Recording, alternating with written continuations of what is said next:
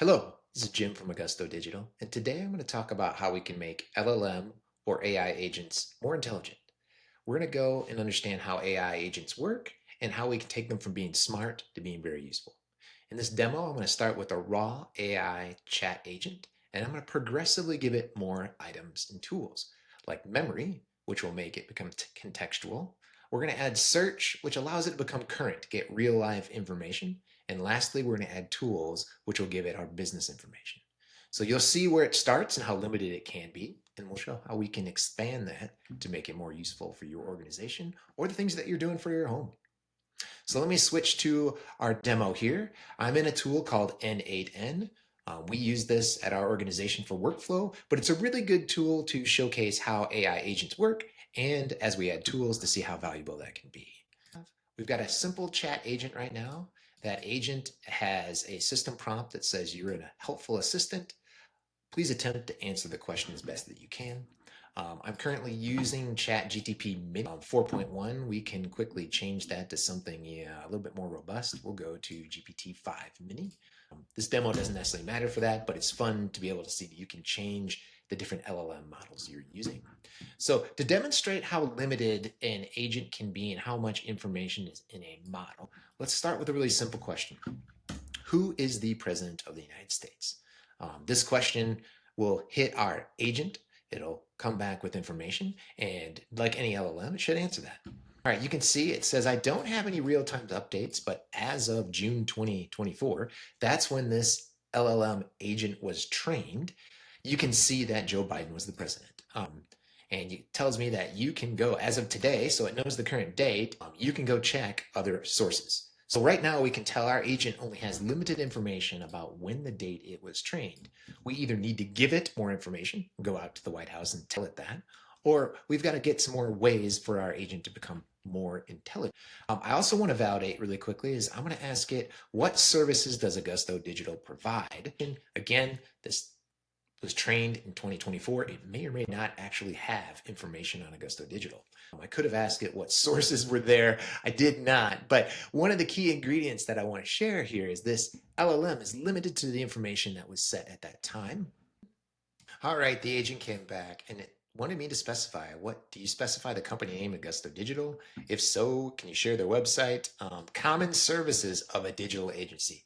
So it didn't necessarily give me back real information. As you can see here, it also didn't hallucinate. It basically said, because I can't understand who Augusto Digital is, it says that common digital agency typically would provide these things, right? So one thing to note now is my agent doesn't actually have memory tied to it. So it won't be able to follow up a question like, who is the president of the United States? I could give it more tools. And if I ask who's the president, it will probably ask me another question. Okay, which country? It doesn't have that context of what it is. So what I'm going to do now is add memory to our agent. Now I'm going to be using Redis in this particular case, and I'll give it a context window of 10 in history and length. And we're going to give it some things for it to remember. So since it doesn't have access to the web right now, we're going to tell it for this conversation, remember that Augusto Digital specializes in workflows, automation, and custom GPTs for mid-sized businesses. So I'm going to go ahead and spit that to it. And so now you can see my workflow here. It added some information to the chat memory. It's going out now to the OpenAI agent. Its output was, I got it. For this conversation, I'll treat Augusto Digital as specializing in workflows, right? So it outlines an AI workflow. It's asking me other questions I want to do with that memory, and it's stored. Now, what's great is we can prove that memory is working. Let's go ahead and ask it a question based on that. Based on what you remember about Augusto, notice that this time I did not say Augusto Digital. I'm going to allow it to make the assumption that Augusto equals Augusto Digital because now it has memory in context to be able to make that decision. So what kind of clients are the best fit for outcomes that we should pitch? So let's see what it does this time. Now it went and it took its memory, right? And it has memory and information previously that it can handle. We're gonna let this quick run. All right, it came back. It says, great.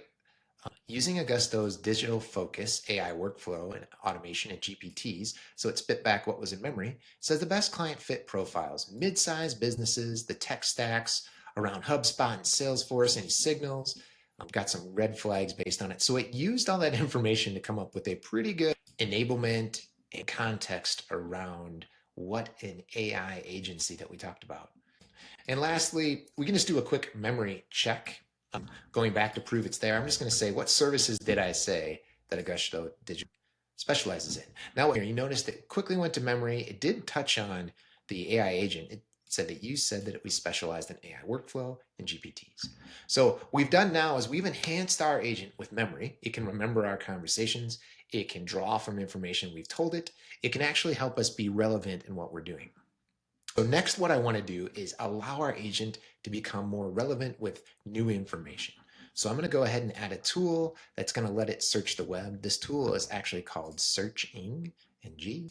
It's on my system here on N8N.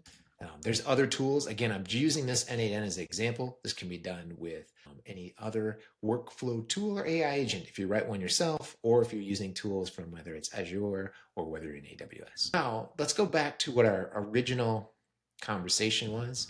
I'm going to ask our agent now, who is the current president of the United States? Please verify with sources. So what's different now, rather than our first query, is it has the ability to go out to the web.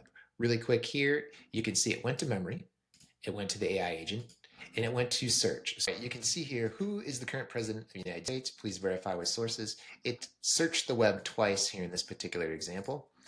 It came back with Donald Trump. It will probably have sources that were relevant to it.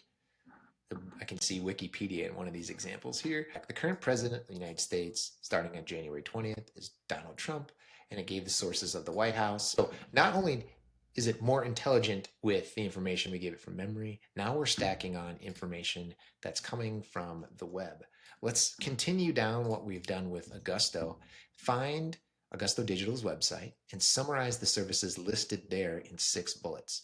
So I've told it what I believe that Augusto Digital services are.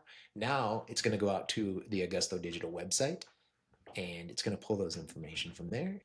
While this is running, I just want to quick show the response that came out of searching is it went to the Augusto website and it followed it and it pulled the snippet information back. So let's actually take a look at the answer. It says, based on the information from Augusto's website, and it gave the URL, there's a summary of 6 items: AI acceleration, custom software engineering, user experience, digital transformation, and data analytics.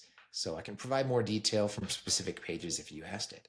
So now, again, it knows more about Augusto Digital. It knows more about the presidency. It's got more relevance. This is a pretty solid agent. You could use this for a lot of things right now. You can increase and change the model to have it more thinking power. What we're going to do now is give it contextual information based on your organization. We'll call this knowledge. To do that, I have created 2 different Excel spreadsheets. In this case, I'm just using Google Sheets. Let me go ahead and connect these up. So I've got 2 sheets and we'll quick walk through them. Let me enable them. So one Google Sheet has got Augusto products, and I just made fictitious products. Let's go take a look here. So we've got a SKU, we've got a product name. It's called Flow Pilot, some kind of a dashboard. It's analytics with a category. It's got a price, a status, and some notes.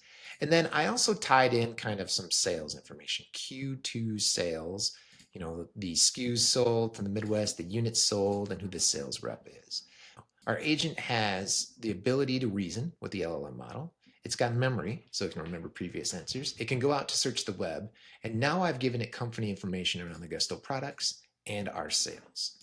So let's start asking it some questions that might be more relevant. What products do we sell and which ones are performing best this quarter? Now, I could have said Augusto Digital Products, but I've given it 2 different sheets to be able to look up. So it needs to look up products and it needs to look up information from the quarter. So let's watch what the AI agent does with these tools. You can see that first it went to memory, didn't have that information.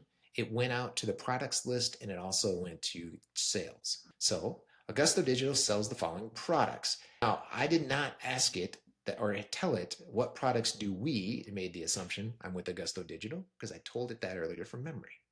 Now, what products do we sell? It went to the first sheet and pulled back the products. It also told me what category it might be and a little bit about it, including the price. It then pulled out the quarterly sales and then came back. It decided to tell me the top selling products with the number of units. Now I can do some deeper analysis. One thing I will tell you is LLMs are challenged a little bit with doing math and calculation. Because I'm going to give it a tool of a calculator. Instead of the LLM, which is a large language model, doing that calculate, I'm going to give it the ability to use a tool, a calculator. This will allow the LLM to pass off any hard calculation. Now, there's a couple reasons to do that. One, you're going to get more accurate and detailed information. But two, a lot of times the agent, the LLMs, will use more tokens, tokens are cost, to generate and make statistical and mathematical claims. So the calculator just gives it more energy to do that. So let's go ahead now. Let's go from the products information, in Google Sheet, list all the products in the AI category, include their status and the monthly price. So let's just go ahead and watch what it does. In this case, it did not have to go to either one of these. This was able to pull it back from memory. Again, saving time by not having to reach out to these data elements, it pulled back that information for me. So here are the products in the AI category, and here is their monthly price. That's all relevant because of our memory. The system could do that. Now we're going to do a little bit more cross lookup. So which product categories generated the most total ARR for this quarter? And based on trends, what should we expect in the next quarter? Now, hopefully, we're going to get it to both look up sales, products, and do some information research using calculation. You can see our output here. It came back. It actually went to memory to generate this. It said, let's calculate the ARR, which it did for each one, gave back with a summary, and then it said which category.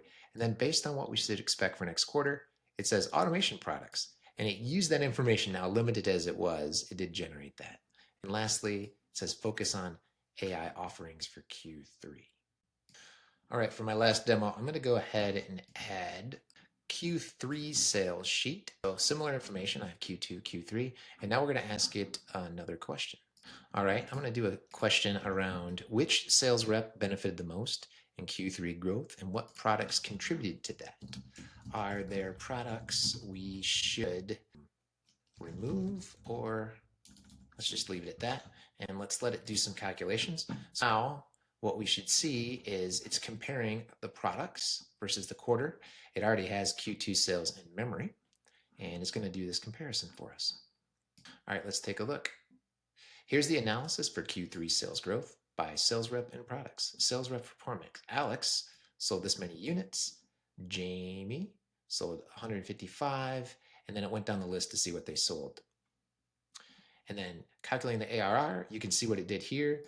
Alex was 347,000, and you can see here that Riley was at 509. Now, top performance were Riley with 509, and it primarily contributed to the AI assistant, the dashboard, and others. Products to consider removing. Here's a couple that it listed, and it's probably going to give a few recommendations. We should evaluate some feedback and others. So I hope this example shows how a basic agent can be powerful, but by adding tools, by adding your information, you can enhance this and really make it a strong second brain to be able to make decisions for your business and other operations. If you have questions, feel free to reach out. Thank you.